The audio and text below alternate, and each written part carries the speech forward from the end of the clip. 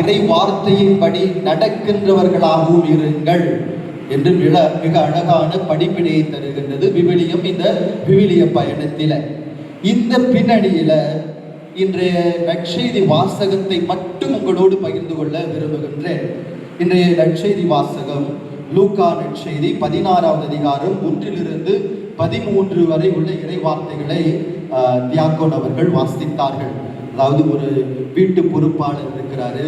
அந்த வீட்டு பொறுப்பாளர் தன்னுடைய மேற்பார்வையாளரிடம், நீ உன்னை பத்தி நிறைய கம்ப்ளைண்ட்ஸ் வருது, குற்றச்சாட்டு வருது, நீ செய்யறது சரியில்லை, வேலையை விட்டு போயிடு அப்படின்றாங்க. உடனே அவர் தன்னிடத்துல அந்த தலைவரிடத்துல கடன்பட்டவரின் கடன் சீட்டுகளை எல்லாம் மாற்றி எழுதுகின்றார். முன்மதியோடு செயல்பட்ட வீட்டு பொறுப்பாளர் ஓமை. இந்த விவிலியத்திலேயே இயேசு சொன்ன ஓமைகளிலே மிக மிக கடினமான ஓமை parable இதுதான். It's a very difficult and very notorious parable. Augustine says this. புனித அகஸ்தினார் சொல்லுகின்ற போது இன்று நாம் வாசித்த இந்த ஓமை மிக மிக கடினமான, புரிந்து கொள்ள முடியாத ஓமை என்று சொல்லுவார். கொஞ்ச நேரத்துக்கு முன்னாடி ஒரு இறை வார்த்தை வாசிச்சேன். இறை வார்த்தையின்படி படிக்கின்றவர்களாக மட்டும் இருங்கள், அதன்படி நடக்கின்றவர்களாகவும் இருங்கள். இந்த ஓமைப்படி நம்ம நடக்கணும்னா இந்த வார்த்தையை வாசிச்சுட்டு எப்படி இருக்கணும் தெரியல, ஏமாத்துறவங்களா இருக்கணும், நம்ம வேலை செய்கிற இடத்துல உண்மை இல்லாதவர்களாக இருக்கணும், அல்லது பிறர் சொத்துக்களை அபகரிக்கின்றவர்களாக இருக்கணும். அதான் உண்மை. இந்த இறை வார்த்தை, இந்த ஓமை அப்படிதான். அவர் கடன் சீட்டெல்லாம் மாற்றி எழுது தலைவருக்கு உண்மையற்றவராக இருக்கின்றது தான் இன்றைய பகுதி. ஆனால் இந்த வார்த்தைகளை நாம் கூர்ந்து கவனித்தால் ஒவ்வொரு இறை வார்த்தையுமே நமக்கு நிறைய படிப்பினைகளை தருகின்றது.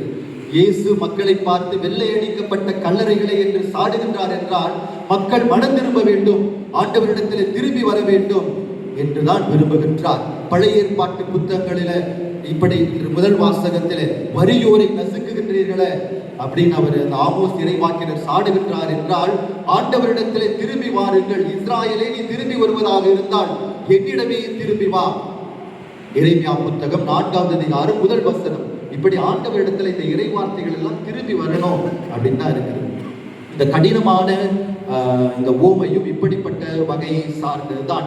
இந்த இறை வார்த்தைப்படி கண்டிப்பா நாம் நடக்கணும் அப்படின்னா இயேசு இந்த ஓமையை சொல்லுகின்றார்.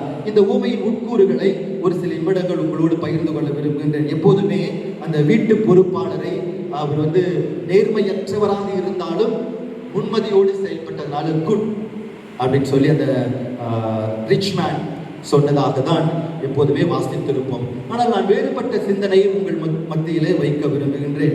இந்த இறை வார்த்தை நாம் கூர்ந்து வாசித்தோம் என்றால் இதன்படி நடக்கின்றவர்களாக இருப்போம்.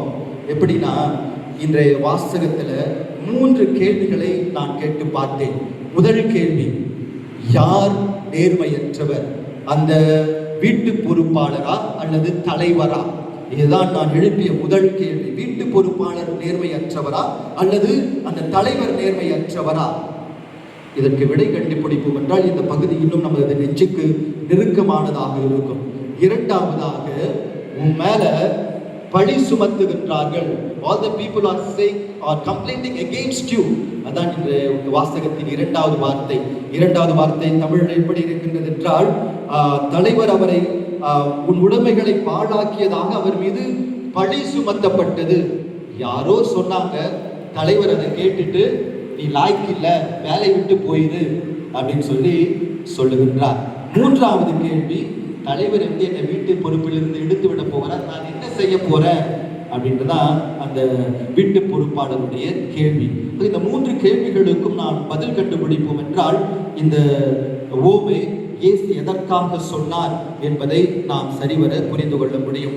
இந்த 16வது பகுதி, லூக்கா 16வது அதிகாரம் நாம் தனியே வாசித்தாலும் சரி, பின்ன வாசித்தாலும் சரி, 10வது அதிகாரம் தொடங்கி இயேசுடைய போதனைகள் எப்படி இருக்கும் என்றால், there was a certain man who was rich என்று அமையும். 10வது அதிகாரம் 30வது வசனம். மீண்டும் 15வது அதிகாரத்துல அந்த காணாமல் போன மகன் ஓமை, prodigal son. அதிலும் அந்த தந்தை மிகப்பெரிய செல்வந்தர், இன்றைய ஓமை 16வது அதிகாரம் முதல் வசனம், there was a certain man who was rich. மீண்டும் 16வது அதிகாரத்தை தொடர்ந்து வாசித்தோம் என்றால் லாசரும் செல்வந்தரும். ஆக இந்த ஓமை இயேசு சொல்ல விரும்புகின்ற காரியம், there was a certain man who was rich. இதை தொடர்ந்து இயேசு சொல்லிக் கொண்டே வருகின்றார். இதான் இந்த வாசகத்தின் ஒரு larger context. We should see the parable in a larger context. So அந்த ஒரு நபருக்கு, ஒரு செல்வந்தருக்கு இந்த ஓமையை சொல்லப்படுகின்றது. இஸ்ராயேல் மக்களது கலாச்சாரத்தில இப்படிப்பட்ட நிறைய விதிமுறைகள் எல்லாம் இருந்தது. சட்ட திட்டங்களை கண்டிப்பாய் கடைபிடித்தே தீர வேண்டும். நாம் எப்படி இந்த இறை வார்த்தையெல்லாம் படிச்சு, கடவுளே இந்த வார்த்தை சொல்லிட்டீங்க நான் கடைபிடிப்பேன் அப்படின்னு நம்ம அந்த கடைபிடிக்கின்றோமோ, அதுபோல இஸ்ராயேல் மக்கள் விடுதலை பயண நூல், லேவியர் புத்தகம், என்னாகமம் புத்தகம், இந்த புத்தகங்களிலே கடவுள் சொன்ன வார்த்தைகளை எல்லாம் அப்படியே கடைபிடித்தார்கள். ஒரு சிற்றெழுத்து பிசகாமல் அப்படியே வார்த்தைக்கு வார்த்தை, just obey the word of God letter by letter. இப்படிதான் இஸ்ராயேல் மக்களது வாழ்வு அமைந்தது. கடன் வாங்காதே அப்படின்னா கடன் வாங்கல, கடன் வட்டிக்கு கொடாதே அப்படின்னா வட்டிக்கு கொடுக்க மாட்டார்கள். இதுதான் இஸ்ராயேல் மக்கள் வாழ்ந்த விதம். ஆனால் அந்த இஸ்ராயேல் மக்களது வாழ்க்கை பயணத்திலே அந்த சட்ட திட்டங்களை எல்லாம் தங்களுக்கு ஏற்றவாறு திரித்து சொன்னார்கள். நாமும் போக போக ஒரு சட்டத்திட்டம் இருக்குதுன்னா அதிலிருந்து எப்படி அதிலிருந்து வெளிவரலாம் என்றுதான் பார்ப்போம். அப்படிதான் இஸ்ராயேல் மக்களும் இருந்தார்கள். நம்முடைய கலாச்சாரத்திலிருந்து இந்த ஓமையை நோக்குவோம். நம்முடைய கலாச்சாரத்துல உங்களுக்கு என்னை விட உங்களுக்கு நல்லாவே தெரியும். ஒருத்தர் கடன் வாங்குறாருன்னா, நான் உங்கள்கிட்ட ஒரு 100 ரூபாய் கடன் வாங்குறேன் அப்படின்னா அந்த கடன் மீண்டும் அந்த 100 ரூபாயை உங்கள்கிட்ட கொடுத்துருவேன். இதான் நம்முடைய கலாச்சாரம். ஒருவேளை நான் வட்டிக்கு வாங்குறேன் அப்படின்னா அதற்கு தனியாக ஒரு டாக்குமெண்டேஷன் இருக்கிறது. நான் 100 ரூபாய் உங்கள்கிட்ட கடன் வாங்குறேன் அப்படின்னா நீங்கள் கொடுக்கும்போது 90 ரூபாய் கொடுப்பீங்க. ஆனால் டாக்குமெண்ட் எழுதும்போது 100 ரூபாய் அப்படின்னு எழுதணும். சரியா? இது நம்முடைய அனுதின வாழ்வில் பார்ப்பது. இந்த 100 ரூபாய் டாக்குமெண்ட் பண்ணி எனக்கு 90 ரூபாய் கொடுப்பீங்க. நான் மீண்டுமாய் அந்த தொகையை செலுத்துகின்ற போது நான் 100 ரூபாய் தரணும். அப்படின்னா அந்த இடத்துல 20 ரூபாய் வட்டி இருக்கின்றது. ஆனால் அந்த பத்திரத்துல 100 ரூபாய் கடன் பெற்றது மட்டுமே இருக்கும். இது நம்முடைய வாழ்வில் நிறைய பேர் இப்படிலாம் இருப்பீங்க. கடன் வாங்கியிருப்போம், கடனை தாண்டி வட்டி வாங்கியிருப்போம்.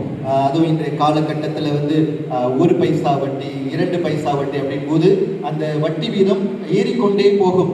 இது நம்முடைய வாழ்க்கையில் அனுதினம் பார்ப்பது. இந்த ஒரு பின்புலத்தை இந்த ஓமையிலே உட்புகுத்தி பார்ப்போம் என்றால் இதை நன்றாக புரிந்து கொள்ள முடியும். சினட்கிராஸ் என்ற ஆசிரியர், விவிலிய ஆசிரியர், ஸ்டோரிஸ் வித் இன்டென்ட் என்ற தனது புத்தகத்திலே இந்த ஓமையை மிக சிறப்பாக விளக்குவார். எப்படி விளக்குவார் என்றால், இந்த இஸ்ராயேல் மக்கள் வட்டிக்கு கொடுக்க கூடாது. இதுதான் சட்டத்திட்டம். விடுதலை பயண நூல் 22வது அதிகாரம் 25வது வசனம். விடுதலை பயண நூல் 22வது அதிகாரம் 25வது வசனத்துல இதான் வாசிப்போம். உங்களிடம் இருக்கும் என் மக்களில் ஏழை ஒருவருக்கு நீ பணம் கொடுப்பாயானால் நீ அவர் மேல் ஈட்டிக்காரனாகாதே, அவர்களிடம் வட்டி வாங்காதே என்று அழகாக விடுதலை பயண நூலில் சொல்லப்படும். இந்த தலைவர் இதை அப்படியே கடைபிடிக்கிறார். வட்டி வாங்க மாட்டேன் அப்படின்றத அழகா கடைபிடிக்கிறார். எப்படின்னா, இந்த ஓமையின் உட்கூறுகள் எல்லாம் சினட்கிராஸ் சொல்லுகின்ற போது, அந்த கடன் பெற்றவர் 80 குடம் எண்ணெய் தான் பெற்றிருப்பார். ஆனால் டாக்குமெண்ட் எழுதும் போது 100 குடம் என்று எழுதுவார்கள். நான் வட்டி வாங்கல, 100 குடம் எழுதியிருக்கு, அதை திருப்பி வாங்கிக்கிறேன், அவ்வளவுதான். ஆக 20 குடம் ஒளிவை எண்ணெய் அதற்குரிய வட்டி. ஆனால் நான் கொடுக்கும்போது 80 தான் கொடுத்திருப்பேன். அதுபோல 100 மூடை கோதுமை, அதை 50 என்று எழுது. அந்த தலைவர் கொடுத்தது 50 தான். ஆனால் டாக்குமெண்டேஷன் எழுதுகின்ற போது, when it comes to documentation, he writes 100 bags of wheat. இப்படிதான் எழுதி வைத்தார்கள். ஆக அந்த தலைவர், நான் வட்டி வாங்கல, நேர்மையா இருக்கிறேன் அப்படின்னு சொல்லி தன்னைத்தானே எண்பித்துக் கொள்ளுகின்றார். ஆனால் இதை செய்யறது யாரு அப்படின்னா, அந்த வீட்டு பொறுப்பாளர். விவிலிய இந்த நற்செய்தி ஏடுகளிலே இயேசு பயன்படுத்துகின்ற வார்த்தை நிறைய வித்தியாசம் உண்டு. உங்களை நான் நண்பர்கள் என்றேன் நீங்கள் இனி அடிமைகள் அல்ல. இந்த வார்த்தை பயன்படுத்தப்பட்டிருக்கும், அடிமை வார்த்தை. அடிமை தனது தலைவருக்கு பணி செய்ய கடமைப்பட்டிருக்கின்றார். ஆனால் இங்கு அடிமை என்ற வார்த்தை பயன்படுத்தப்படவில்லை, மாறாக வீட்டு பொறுப்பாளர். ஆங்கிலத்தில் வாசித்தோம் என்றால் ஸ்டூவர்ட். ஸ்டூவர்ட் என்பவர் அந்த வீட்டிற்கு உரிமையாளர். பழைய ஏற்பாட்டு புத்தகங்களில் யோசேப்பு கதையை வாசிச்சிருப்போம். தொடக்க நூல் 38வது அதிகாரம். அவர் வீட்டு பொறுப்பாளர். அந்த யோசேப்பு வீட்டு பொறுப்பாளர், பார்வோனின் எல்லா சொத்துக்களுக்கும் உரிமையாளர். அவர் நினைத்தா எதுனாலும் பண்ணலாம், அந்த அளவுக்கு அந்த வீட்டின் மேல் உரிமை கொண்டிருந்தார் அந்த யோசேப்பு. இந்த வீட்டு பொறுப்பாளர் அப்படிப்பட்டவர். அந்த இல்லத்தில் அவர் எது வேண்டும் என்றாலும் பண்ணலாம், தலைவருக்காக எது செய்தாலும் தலைவருக்காக செய்கின்றார். ஆக இந்த வீட்டு பொறுப்பாளரும் சட்ட திட்டங்களை, நான் வட்டி வாங்கல, ஆனால் 100 குடம் கொடுத்து 80 குடம் கொடுத்துட்டு 100 குடம் டாக்குமெண்ட் பண்ணியிருக்கிறேன், 50 மூடை கொடுத்துட்டு 100 மூடை என்று டாக்குமெண்டேஷன் பண்ணியிருக்கிறாரு. யாரோ சொன்னதை கேட்டு அந்த வீட்டு உரிமையாளர் வீட்டு தலைவரை கடிந்து கொண்ட போது அவர் முன்மதியோடு செயல்படுகின்றார். இதான் இந்த உவமையின் சிறப்பு தன்மையாக இருக்கின்றது.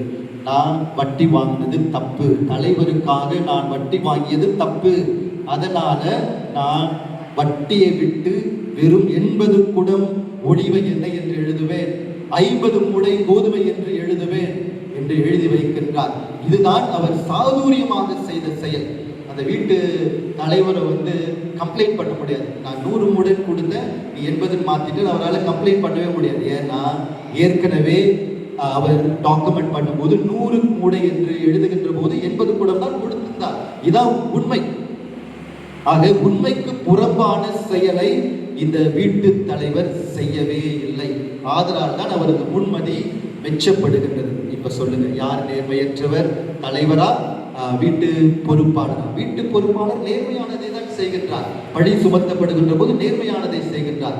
வீட்டு தலைவர் தான் எனக்கு இன்னும் நிறைய என்ன வேணும், நிறைய எனது களஞ்சியத்துல காசு வேணும், இந்த தானியங்கள் வழியாக எனக்கு காசு வேண்டும் என்று ஆண்டவருடைய சட்ட திட்டங்களை, ஆண்டவருடைய வார்த்தைகளை, ஆண்டவருடைய ஒழுங்குமுறைகளை, ஆண்டவருடைய கட்டளைகளை, ஆண்டவருடைய வார்த்தைகளை தனக்கு ஏற்றாற் போல திரித்துக் கொள்ளுகின்றார். ஆனால் வீட்டு பொறுப்பாளர், அந்த ஸ்டூவர்ட், இது தப்பு அப்படின்னு சொன்ன உடனே அவரும் மானம் அடைகின்றார், தனது நேர்மையற்ற தனத்தை மாற்றிக்கொள்ளுகின்றார். அதனால் தான் 8வது வசனத்துல என்ன வாசிப்போம் அப்படின்னா, இந்த வாசகத்தின் 8வது வசனம், நேர்மையற்ற அந்த வீட்டு பொறுப்பாளர் முன்மதியோடு செயல்பட்டதால் தலைவர் அவரை பாராட்டினார் என்று வாசிப்போம். ஆக இந்த வாசகம் மிக கடுமையாக உங்களை தப்பு செய்ய அழைக்கல, உங்களை ஏமாத்த அழைக்கல, திருட அழைக்கல, மாறாக எது உண்மையோ அதை செயல்படுத்த அந்த வீட்டு பொறுப்பாளர் எப்படி முன்மதியோடு இருந்தாரோ அது போல செயல்படுத்ததான் அழைப்பு கொடுக்கிறது. ஒருவேளை நீங்க கேட்கலாம், நீங்க வேலையை விட்டு போயிடுட்டாரு, அவர் போக வேண்டியதானே? அடிமைனா உடனே வேலையை விட்டு போயிருக்கணும், அது சும்மா இல்லை, பனிஷ்மெண்டோட. he will be punished for the act. If it is a servant, if it is a slave, he will be punished for that act. இந்த வீட்டு பொறுப்பாளர் is an agent, he is a steward who takes care of the whole house. அதனால the master did not dismiss it immediately. He requested him to quit the job, and in that care the steward has proved himself to be truthful to what he did, and that what is honesty is. So இவர் தன்னுடைய முன்மதியை ஏமாற்றுவதற்காக செயல்படுத்தவே இல்லை, மாறாக எது உண்மையோ அதை செயல்படுத்துகின்றார். இதுதான் இந்த இறை வார்த்தையின் மேன்மை. ஆக கடவுள் ஆசீர்வதிக்கின்றார், உங்களை வழி நடத்துகின்றார், சந்தோஷப்படுகிற நாம் உங்களுக்கு ஐயோ கேடு அல்லது இப்படிப்பட்ட வாசங்கள், மிக கடுமையான வாசங்கள் வருகின்ற போது அதிலிருந்து கடவுள் எனக்கு என்ன சொல்லுகின்றார் என்பதை ஆய்ந்து அறிய வேண்டும். இந்த வாசகம், இந்த உவமை இன்னும் மிக மிக ஒரு ஸ்பெஷலான ஒரு parable, because it has 4 endings. வழக்கமா இயேசு சொல்லுகின்ற உவமைகள் எல்லாம் ஒரே ஒரு எண்டிங் இருக்கும், ஒரே ஒரு முடிவை மட்டுமே முன்னிறுத்தும். ஆனால் இந்த இன்றைய வாசிக்கப்பட்ட வாசகம் 1 to 8 வரை தான் உவமை. அந்த 8 முடிவு இருக்கிறது. there is a ending. நேர்மையற்ற அந்த வீட்டு பொறுப்பாளர் முன்மதியோடு செயல்பட்டதால் தலைவர் அவரை பாராட்டினார். the parable is complete. ஆனா அதற்கு பிறகு 4 விஷயம் சொல்றார். That's important. From verse 10 to 13, நாலு விஷயம் சொல்றார். 10வது வசனத்துல மிக சிறியவற்றில் நம்பத்தகுந்தவர் பெரியவற்றிலும் நம்பத்தகுந்தவராக இருப்பார். இந்த ஒரு இடத்துல இல்ல, இயேசு நிறைய இடத்துல இந்த இறை வார்த்தைகளை பயன்படுத்துகின்றார். இரண்டாவது, நேர்மையற்ற செல்வத்தை கையாளுவதில் நீங்கள் நம்பத்தக்கவராக இருந்தால், யார் நம்பத்தக்கவராக இல்லாதிருந்தால் யார் உங்களை நம்பி உண்மை செல்வத்தை ஒப்படைப்பார்? உண்மை செல்வத்தை யார் கொடுப்பார்? Second message. தேர்ட், 12வது வசனம், பிறருக்கு உரியவற்றை கையாளுவதில் நீங்களும் நம்பத்தக்கவராக இருங்கள். இதான் இந்த உவமையுடைய மெசேஜ். நான்காவது, எந்த வீட்டு பொறுப்பாளரும் 2 தலைவர்களுக்கு ஊழியம் செய்ய முடியாது. No one can serve 2 masters. Money and செல்வத்திற்கும் உலகத்திற்கும் பணி செய்ய, கடவுளுக்கும் பணி செய்ய முடியாது. Money and God, you cannot serve. This is the message that the parable gives. So இந்த 4 செய்திகள் ஏதோ இந்த parable-ஐ சார்ந்து இருக்கின்றது. அதனால தான் 9வது வசனத்தில் ஆகையால் நான் உங்களுக்கு சொல்லுகின்றேன் என்று தொடர். So I tell you என்று 4 விஷயங்களை சொல்லுகின்றார். எப்போதுமே இந்த முன்மதியோடு செயல்பட்ட அந்த வீட்டு பொறுப்பாளரை சாடுவதை விட, அவர் சரியில்லை, ஏமாத்தினாரு, திருடிட்டாரு, தலைவருடைய சொத்தை வீணா ஆக்கிட்டாரு அப்படின்னு சாடுவதை விட, அவர் செய்த உண்மைத்தனத்தை மெச்சுவோம். தலைவருக்கும் கெட்ட பேர் வரக்கூடாது, மக்களிடத்திலும் நான் நல்ல பேர் வாங்கணும் என்று தான் செய்த அந்த பொறுப்பாளர் பணியை உண்மைத்தனமாக செய்ய முற்படுகின்றார். முன்பு எப்படி இருந்தாரோ, ஆனா பழி சுமத்தப்பட்டவுடன் தனது உண்மைத்தன்மையை நிரூபிக்கின்றார். நிரூபித்த பிடனே இயேசு 4 விஷயங்களை சொல்றாரு. இந்த 4 விஷயங்கள் தான் இது நமக்கு கொடுக்கப்படுகின்ற செய்தி. ஆக சின்ன சின்ன விஷயங்கள்ல நம்ம கேர்ஃபுல்லா இருப்போம். அதே போல சின்ன சின்ன விஷயங்களை நம்ப தகுந்தவர்களாக இருப்போம். அதே போல 2 தலைவர்களுக்கு ஊழியம் செய்யவே முடியாது. No one can serve 2 masters. So இதுதான் இந்த ஊமை தருகின்ற செய்தி.